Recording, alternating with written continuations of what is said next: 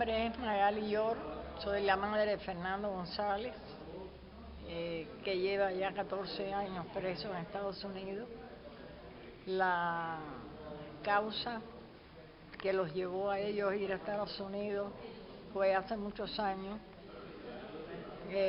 precisamente la hostilidad en cuanto a la Revolución Cubana y la cantidad de sabotajes que se comenzaron a realizar con vistas a desestimular a las personas, atemorizar a las personas que no acompañaran el proceso de nuestra revolución. El enemigo nunca se ha resignado a que nosotros decidimos nuestro propio destino y que ese es el sistema que nosotros consideramos el idóneo para que nuestro país logre la conquista de todos sus bienes que estaban en poder de particulares, de personas individuales, y en vista de la cantidad de actos terroristas que comenzaron a producirse en nuestro país, ya ascendido a la cifra de más de 4.500 personas, alrededor de 5.000 personas hemos perdido por actos terroristas. Y una cifra muy similar ha quedado invalidada, tienen problemas físicos producto de actos terroristas.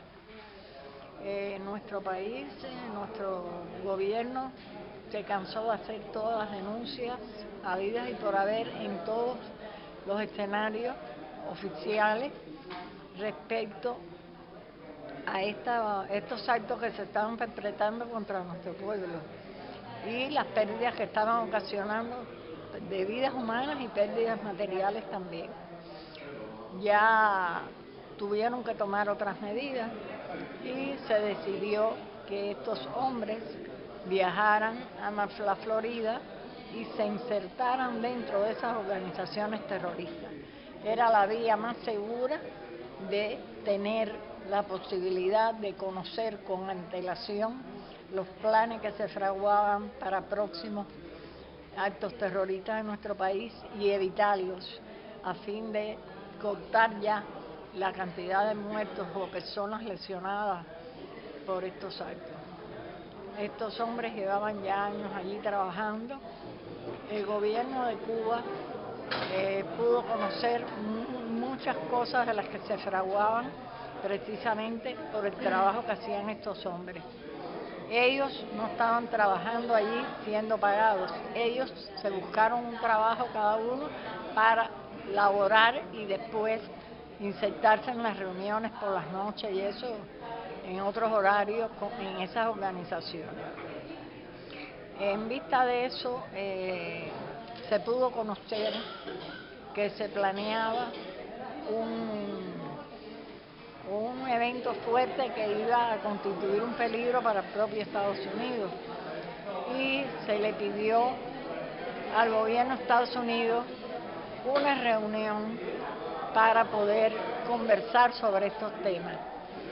Fue una delegación a Cuba, se le entregó un amplio dossier de todas estas acciones que se estaban fraguando y de las pruebas de las acciones anteriores que ya se habían hecho, para que la hiciera llegar a manos de la persona que pudiera tener que tomar las decisiones pertinentes en este respecto. Para sorpresa nuestra,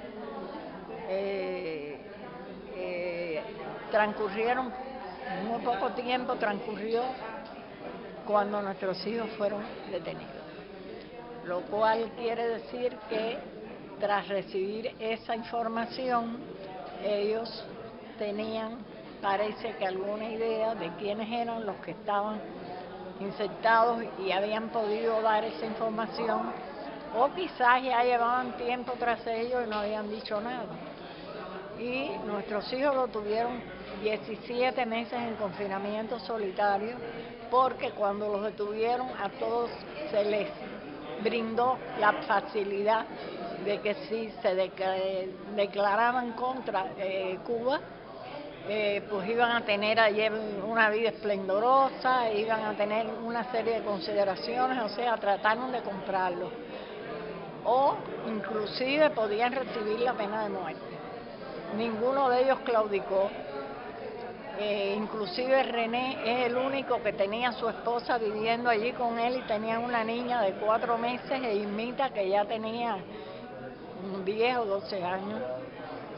Y en el caso de René se le presentaron sorpresivamente en la casa después de haber detenido a René, y a Olguita se la llevaron presa y la tuvieron presa también cerca de 3 meses. Y al fin la deportaron para Cuba. Y cuando eso ella tenía una niña que era de apenas meses, pero la abuelita de René vivía en la Florida y le tuvieron que llevar a la niñita para que se hiciera cargo. Esta señora ya tenía 90 años, inclusive operada de corazón, se tuvo que hacer cargo de una niña pequeñita. Y esa es parte de la triste historia de estos 5 hombres y estos 14 años que llevamos luchando. Han transitado por todo el sistema judicial y en realidad el sistema judicial nunca ha hecho justicia en realidad, porque no acabamos de concebir cómo es posible que personas que no hicieron daño a la seguridad nacional de Estados Unidos ni a ningún ser allí, y sin embargo lo que estaban eran preservando vidas, porque ya habían casi 5.000 muertos en la parte cubana, hayan sido castigados por haber hecho ese trabajo. Todo el sistema judicial se ha transitado, te digo, y lo único que nos quedaba ya era presentar en la Corte Suprema el caso. Estábamos muy imbuidos de que en la Corte Suprema eran mínimos los casos que se aceptaban, pero en este caso hubo tantas personas importantes interesadas que hicieron algo que se llama amicus curiae, que es como un aporte, ¿no?, a información y a un aval a los 5, y esas personalidades eran desde 10 premios Nobel, intelectuales, personalidades en general, que se acompañaron esos escritos de ellos, incluso pronunciamientos de parlamento a favor de los 5, se acompañaron a ese amicus.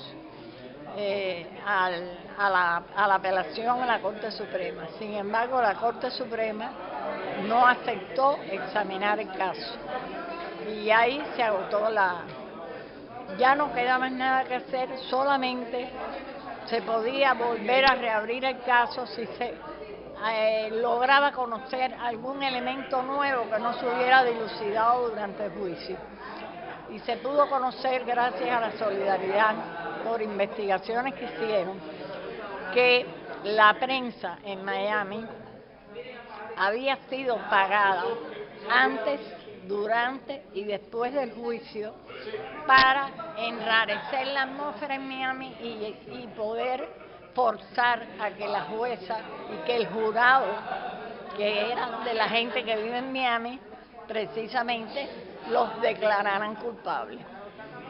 Y entonces ahí fue donde ya pusimos nuestras esperanzas, dijimos, bueno, ya es una cosa que avala, pero eso está pendiente de que la jueza admita que el gobierno, la jueza tiene que recibir la solicitud. Pero el problema está en que el gobierno dé las pruebas esas, de que le pagó, de los cheques extendidos, de los pagos hechos a esos periodistas.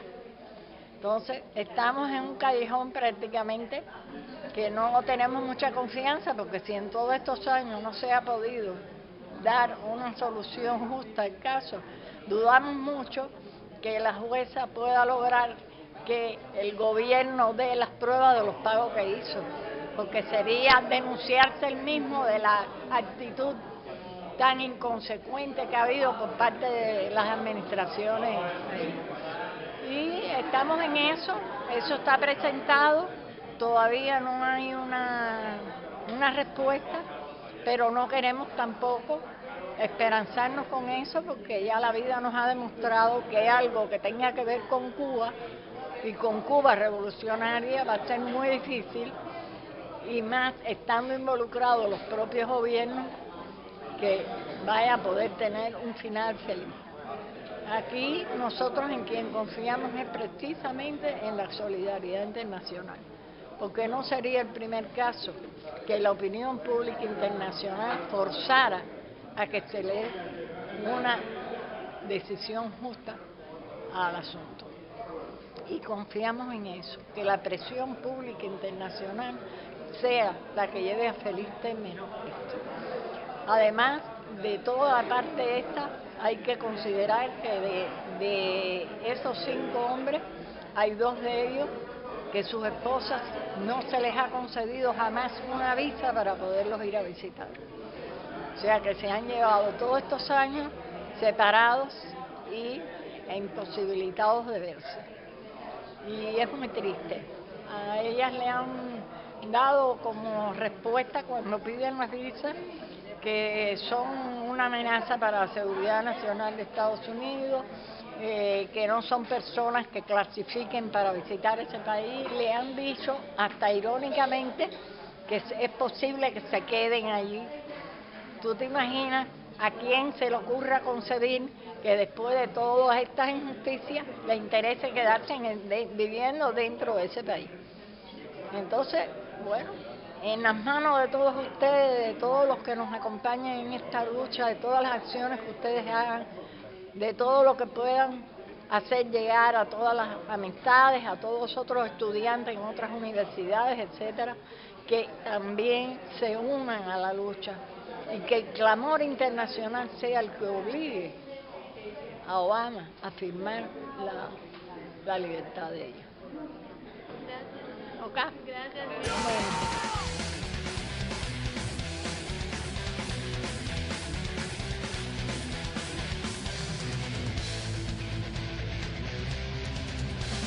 Cuando pierda todas las partidas, cuando duerma con la soledad, cuando se me cierren las navidades y la noche no me deje paz,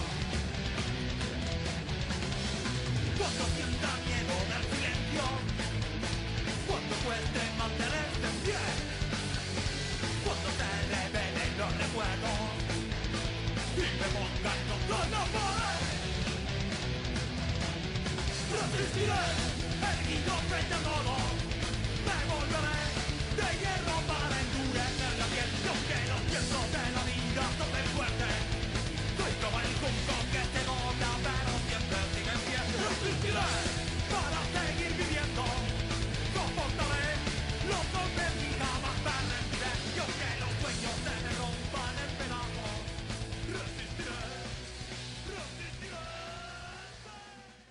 A los familiares nos corresponde hacer llegar a través de ustedes y a toda la juventud, y quien dice a la juventud, a todo este pueblo, nuestro mensaje de agradecimiento por todo lo que hayan hecho hasta ahora y nuestra solicitud para que continúen junto a nosotros en esta lucha, a ser capaces de nosotros de poder abrazar a nuestros hijos. Muchas gracias. Gracias. No hacen falta alas para hacer un sueño. Basta con las manos, basta con el pecho, basta con las piernas y con el empeño. No hacen falta alas para ser más bellos. Basta el buen sentido del amor inmenso. No hacen falta alas para ser igual.